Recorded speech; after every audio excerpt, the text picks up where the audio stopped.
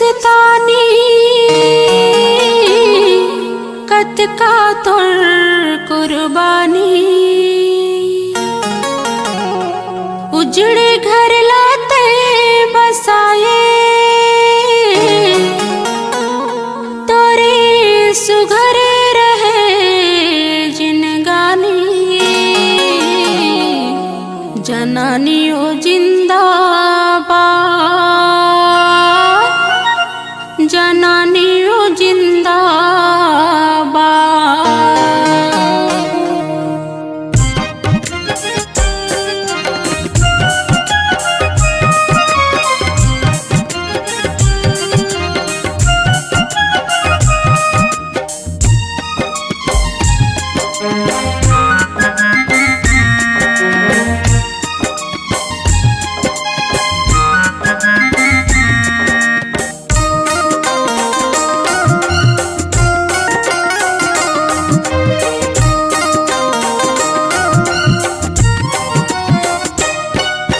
ये वो जनानी हिंदुस्तानी, ये वो जनानी हिंदुस्तानी कत का तुर कुर्बानी। उजड़े घर लाते बसाए तुर सुघर रहे जिनगानी।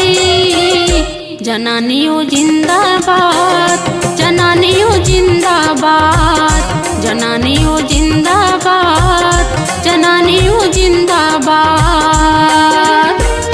जनानी हिंदुस्तानी कत का तुर कुर्बानी। उजड़े घर लाते बसाए तुर सुघर रहे जिनगानी। जनानियों जिंदाबाद, जनानियों जिंदाबाद, जनानियों जिंदाबाद, जनानियों जिंदाबाद।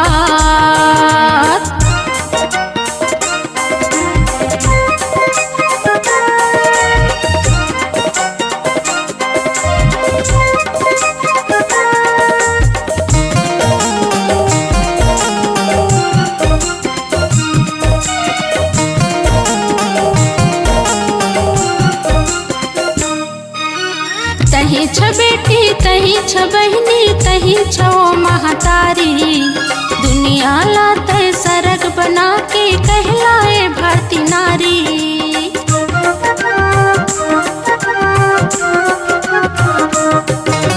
मिनी माता बन के पहली सांसद खोले से फूले शिक्षा के द्वार। बेटी के बिना देश अधूरा, अधूरा है सारा संसार। तोला मारिन पेट भीतर ले तब भोले कुछ नहीं कहे। बहू बना के तोला जलाइन बेटी बन के भारी सहे। ये वो जनानी हिंदुस्तानी, ये वो जनानी हिंदुस्तानी कत का तुर कुर्बानी।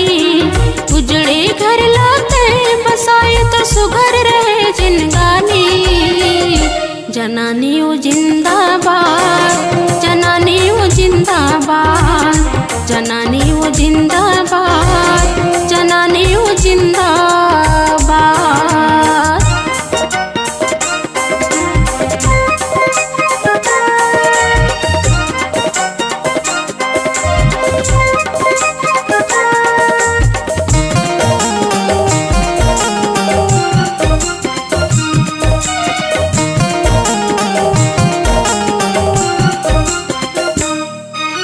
बेटी बचावा बेटी पढ़ावा हर घर के फुलवारी।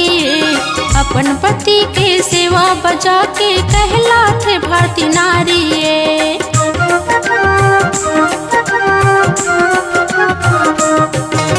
बेटी दुलारी नहावे वो दूठन घर के छैया। बाबुल के घर ला छोड़ के बन जाती यशोदा मैया। पति बलड़ बन के सावित्री, द्रौपदी के चीर हरण। सीता माता के अग्नि परीक्षा, नारी रोए दहेज के कारण। ये वो जनानी हिंदुस्तानी, ये वो जनानी हिंदुस्तानी कत का तुर कुर्बानी। उजड़े घर लाते बसाए तो सुघर रहे जिनगानी। जनानियों जिंदाबाद, जनानियों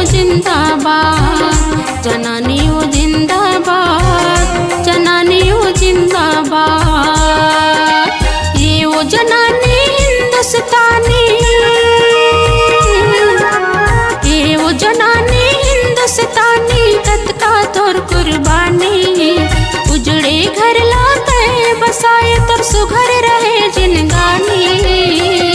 जनानियों जिंदाबाद, जनानियों जिंदाबाद, जनानियों जिंदाबाद, जनानियों जिंदाबाद।